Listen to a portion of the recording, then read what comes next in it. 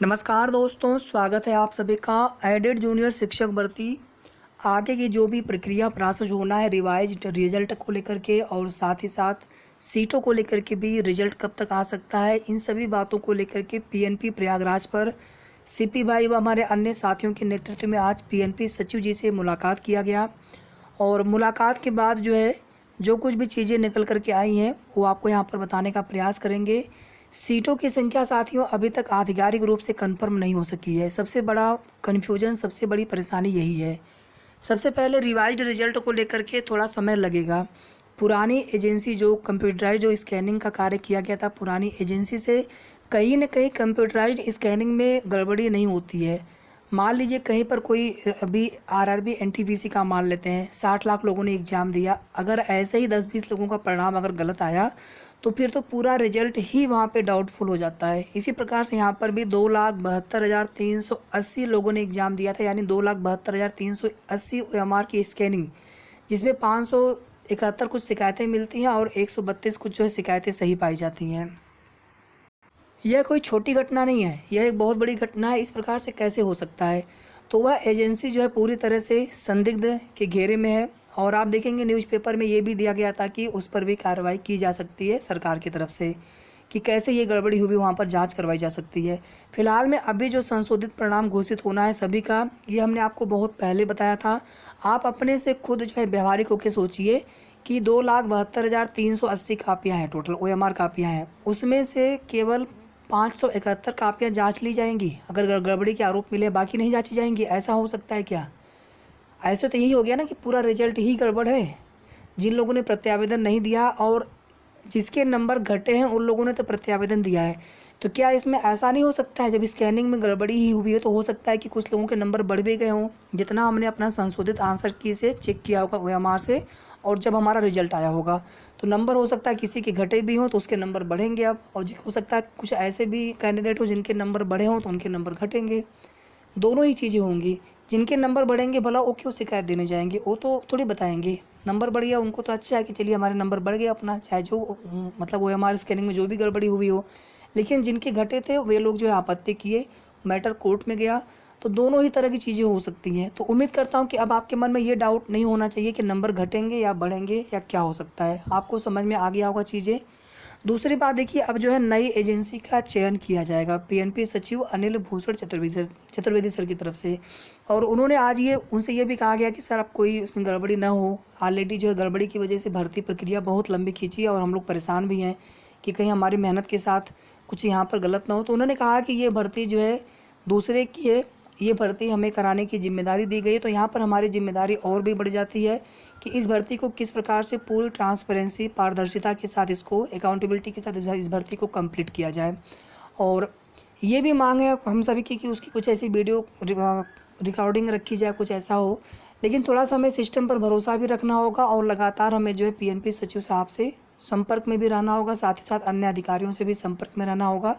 जो कुछ भी होना है साथियों, अब पीएनपी से ही होना है। जब तक यहाँ से रिवाइज्ड रिजल्ट जारी करके बना करके निदेशालय को नहीं भेजा जाता है, तब तक भर्ती प्रक्रिया आगे नहीं बढ़ेगी। अब इसमें चाहे जितना भी समय लगे, लेकिन ये आप एक चीज़ तय मान लीजिए आज ही कि 5 जुलाई से पहले रिवाइज्ड रिजल्ट हर हाल में आ जाएगा। और हमें लग रहा है कि 30 जून के आसपास या फिर इसके पहले भी रिजल्ट आ सकता है, क्योंकि रिवाइज्ड रिजल्ट आने के बाद फिर वो रिजल्ट निदेशालय को भेजा जाएगा, लखनऊ भी जाएगा SCERT, यानी जो उसकी रिपोर्ट होगी, ताकि वहाँ पर उसके बाद उसकी रिपोर्ट बना करके शासन को भेजी जा सके और 5 जुलाई को होने वाले हाई कोर्ट की सुनवाई में काउंटर एफिडेविट सरकार अपना पक्ष रख सके और मामले को निस्तारित करवा सके। तो इन सब प्रोसेस में कम से कम 4-5 दिन या फिर 1 सप्ताह का समय चाहिए। तो इसलिए हमें जहाँ तक लग रहा है कि 30 जून या फिर उसके पहले 1-2 दिन पहले हमारा जो रिजल्ट है एडेड जूनियर शिक्षक भर्ती का संशोधित परिणाम वो घोषित किया जाएगा। बाकी जो भर्ती प्रक्रिया शुरू वाली बात है, अब वो 5 जुलाई की बात की ही संभावना लग रही है। लेकिन 5 जुलाई के बाद भी अगर भर्ती शुरू होती तो भी भर्ती जुलाई तक लगभग पूरी हो जाएगी। थोड़ा बहुत हो सकता है कि आगे की जो प्रक्रिया हो, ज्वाइनिंग वगैरह, वो सब अगस्त में जाए, नहीं तो फिर जुलाई में हम सभी की भर्ती कंप्लीट हो सकती है। चलिए, इसके बाद एक और मुद्दा यहाँ पे बचता है सीटों की संख्या को लेकर के। साथियों टीजीटी पीजीटी में जो है 5300 के आसपास भर्ती आनी थी। मैं आपको बिल्कुल क्लियर जानकारी दे रहा हूँ। इसमें जो है लगभग 1800 या 1900 मान लीजिए, इसमें आप लगभग जो है इसमें ये प्रधानाचार्य वाले पद थे, तो प्रधानाचार्य वाली भर्ती आई नहीं है, तो इसको आप 7300 मत देखिए, इसको आप 5300 देखिए। फिर ध्यान दीजिएगा ये जो 5300 पद है ना, इसमें ये वे पद भी शामिल हो गए थे, उनका भी अधियाचन भेज दिया गया था जिन पदों पर टीजीटी पीजीटी 2021 के और 2016 के अभ्यर्थियों का समायोजन होना था। मतलब जो ज्वाइनिंग पा चुके थे, लेकिन जब विद्यालय में गए तो वहाँ पे सीटें खाली नहीं थी, बोला गया कि अरे यहाँ पर सीटें है नहीं, मतलब अधियाचन सही से नहीं भेजा गया था।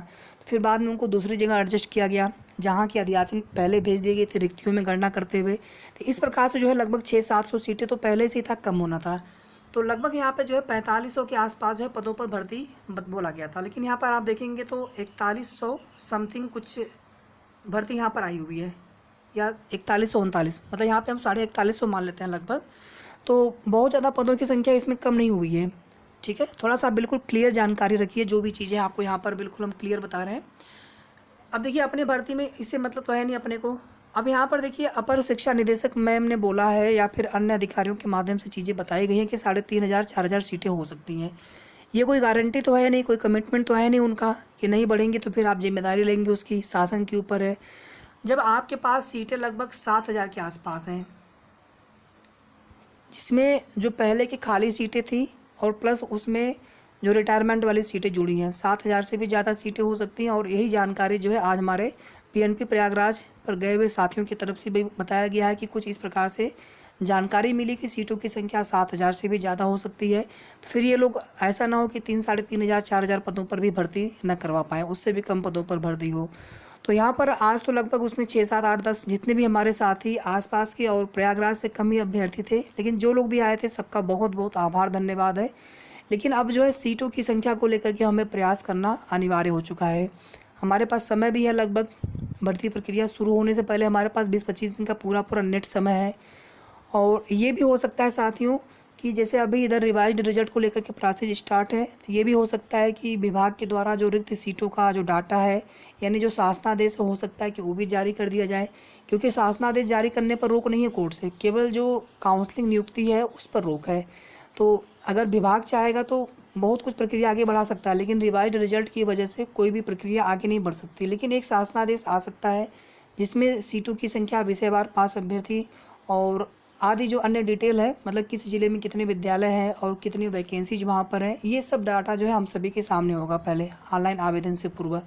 तो ये संभव है कि शासनादेश से जारी हो सकता है, जून में भी हो सकता है। तो हमारे पास समय ज़्यादा नहीं है और बहुत जल्दी यहाँ पर डिसाइड करके जो है आगे की जो भी रणनीति होगी वो आप सभी के बीच में शेयर किया जाएगा कि आगे हमें क्या करना है, किस प्रकार से करना है, ताकि जो है अधिक से अधिक पदों पर हम लोग अपनी एडेड जूनियर शिक्षक भर्ती को पूरी करवा सकें।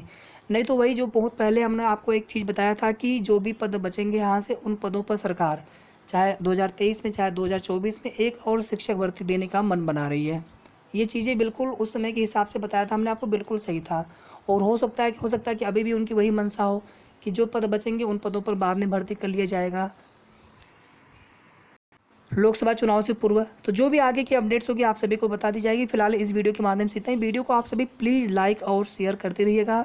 साथ ही साथ अगर आपने चैनल को सब्सक्राइब ना किया हो अभी तक तो ज़रूर सब्सक्राइब कर लें। धन्यवाद।